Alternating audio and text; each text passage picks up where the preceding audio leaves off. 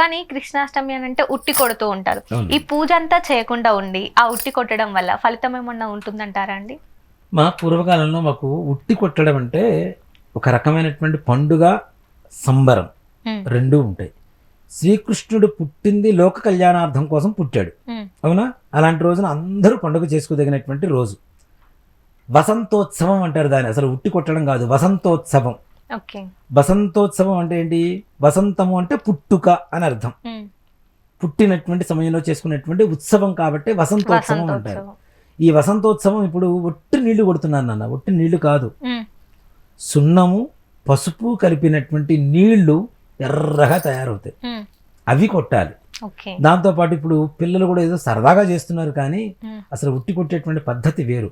దానికి చక్కగా మామిడాకు కట్టి దాని ఉత్సవ విగ్రహాలు ఉంటాయి, స్వామివారి ఉత్సవ విగ్రహాలు ఉంటాయి.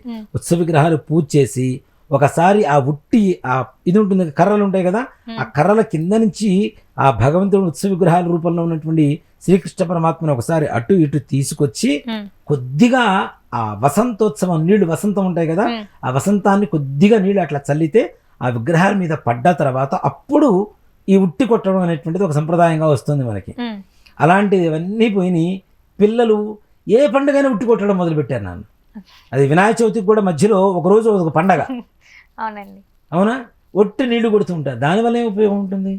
ఎక్కడైతే శ్రావణ మాసంలో వర్షాలు పడి మన శరీరంలో వాతావరణం చల్లగా తయారైపోయి మా రోగాలకి దగ్గర అవుతున్నామో, ఈ వైరల్ ఫీవర్స్, వీటికి సున్నము పసుపు రెండు కలపడం ద్వారా మన శరీరంలో కావాల్సినటువంటి వేడినిస్తూ ఉంటాయి. ఆ రెండు కలిపితే సున్నం వేడినిస్తుంది, పసుపు దాన్ని ఈక్వల్ చేస్తూ ఉంటుంది.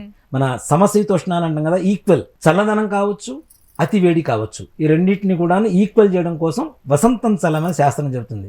అవన్నీ పోయి ఏదో సరదాల కోసం చేసేటువంటిది కాదు, అది ఒక ఆరోగ్యకరమైనటువంటి ఒక విషయాన్ని దాంట్లో జొప్పించి ఉంచారు. కాబట్టి అది గమనించి ఆ విధంగా పూజ చేసుకొని, ఇప్పుడు విగ్రహాలు లేవు, మాకు గుళ్ళు లేవు, మేము ఉట్టి కొట్టుకోవాలనుకుంటారు, చక్కగా శ్రీకృష్ణుడి పటం పట్టుకోండి, లేదా విగ్రహాలు దొరుకుతున్నాయి, చక్కగా విగ్రహాలు పట్టుకొని దాని కింద నుంచి తిప్పండి స్వామివారిని.